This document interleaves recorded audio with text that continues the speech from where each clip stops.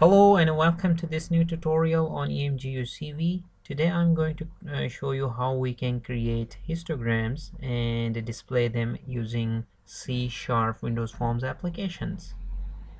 So let's get started. I have already created a project and configured it to use Emgu CV. If you don't know how to configure it, you can check my previous videos.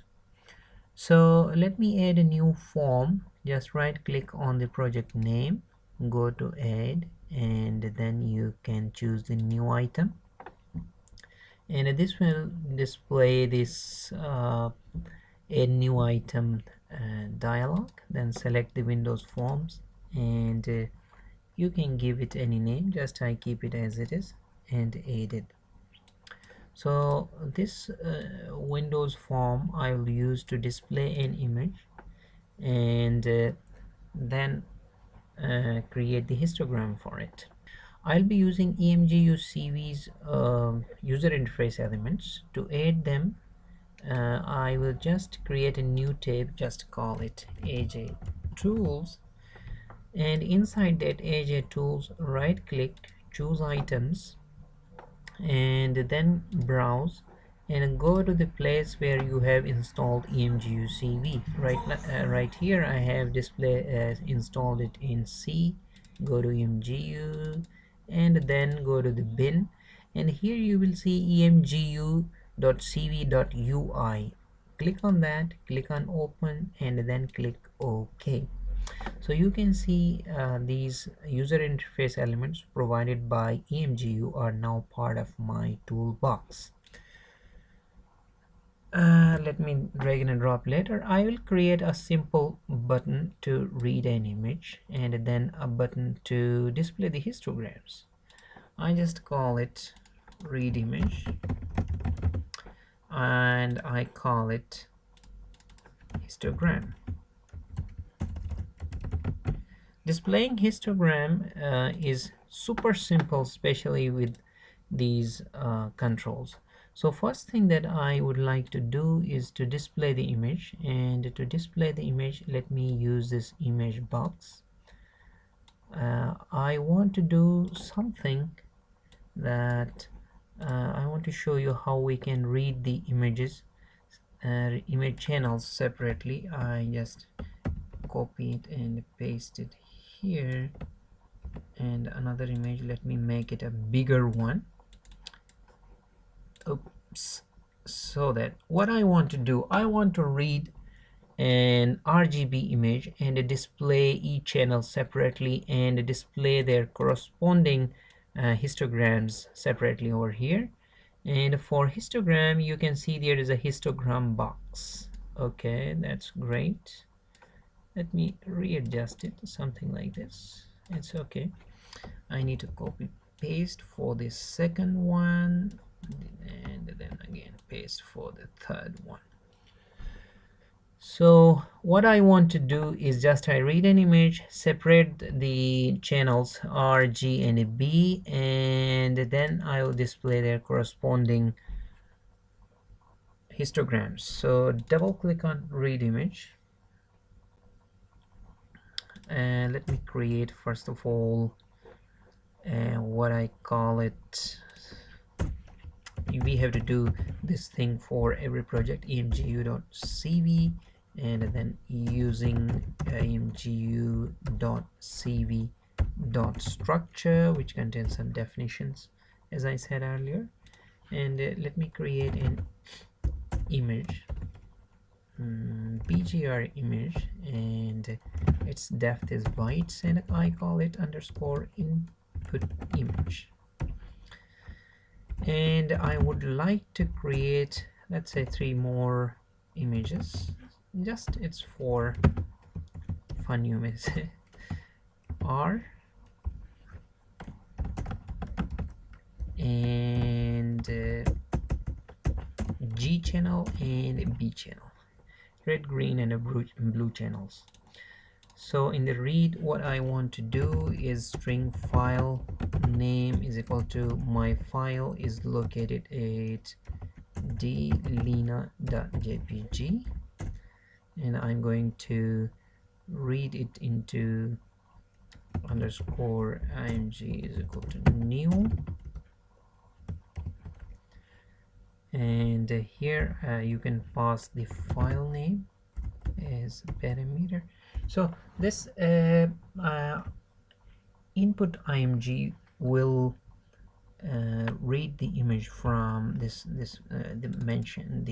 file name that we have mentioned, and now I want to create the red channel, green channel, and the blue channel. So the red channel will be, since this one is an array of 3 images, so if you see that, if you use the square brackets, it will display the int channel. It means the first channel is, yeah, one thing that really you need to understand, it's not the at zeroth, it's not the red channel. If you look at this BGR, it means the order of the channels is very important. It has been changed. This is the blue is the first one, green is second, and the red is the third one. So when I will use 0, it means this is the blue channel. Let me use the magic of copy and paste. Blue, green, and finally we have the red one. So the index will be 1, 2, and I want to display them in image box 1. I have dot image, I want to display R. Similarly, image box 2 dot image equals to G, and image box 3 dot image equals to B. So I will separately display these channels in first, second, and third image box. So let's check the output by hitting the run or the start. So read the image. So you can see this is the red channel, green, and a blue. It's okay. And now I will implement the function for histogram. And where I want, when I click on histogram, first I make sure that I have the image not equal to null. If it is equals null, I want to say that please select an image. Okay, it's just a message to make sure that there is an image. So here comes the logic. I have used these 3 histogram 1, 2, and 3 boxes. So these are really important for us to create the histogram. So let's go and histogram box 1 dot clear histogram. This is very important. Why we want to do this? If there is an already existing histogram, it will be cleared first. So before creating the histogram, we need to clear the similarly for second and a third histogram as well. Now I'm going to use histogram dot generate histogram. That's right. So this will be asking you for an image. So you can see this one is asking for an image, and we have the image in the form in our channel. It's okay. We have to say that we need 256 bins. That's it. And just I will use copy and a paste, and also change it to second, and I G channel and blue channel. That is super simple. And the last thing that we need to do is to refresh the histogram. Otherwise, remember, it will not display the histogram for you. These 3 steps are mandatory for displaying the histogram, and that is it. First, clear histogram, generate histogram, and refresh histogram.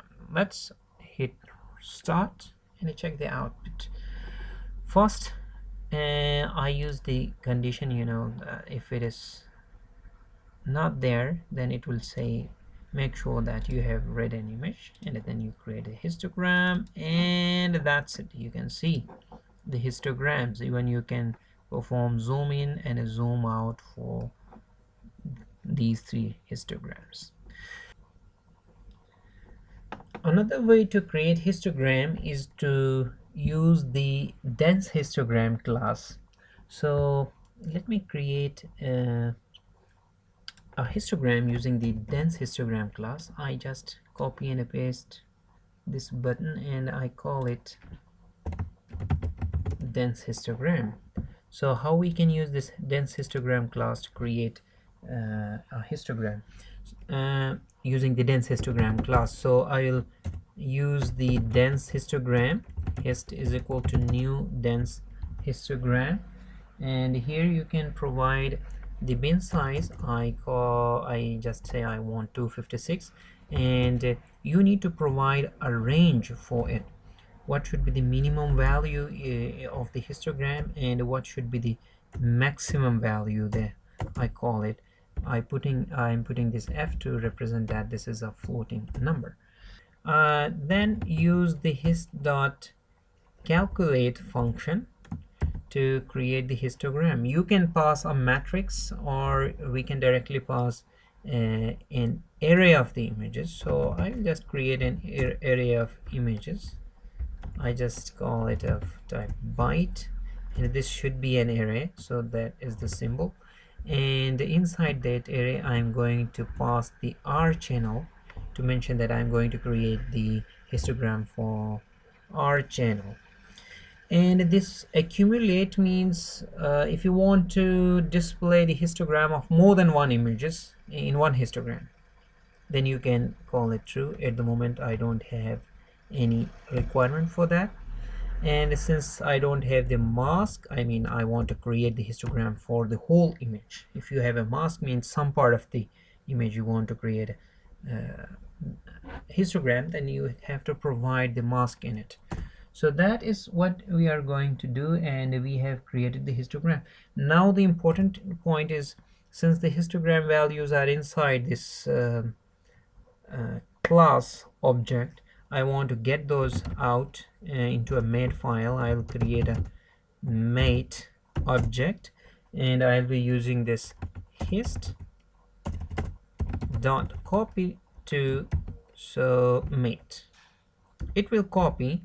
What it will do is it will copy the histogram into my mate file, so that I now can use this histogram box 1 dot, let me first clear the histogram, and then histogram 1 dot, you can use this function add histogram. Now you can use this name for it, red channel histogram.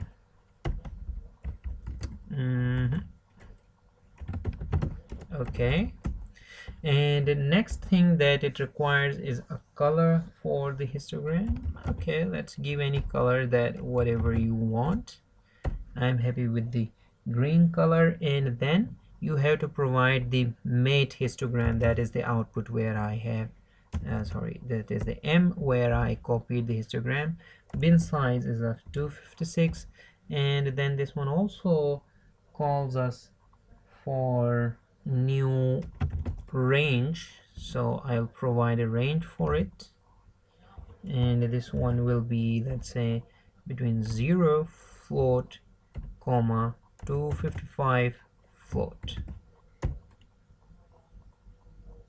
That's it.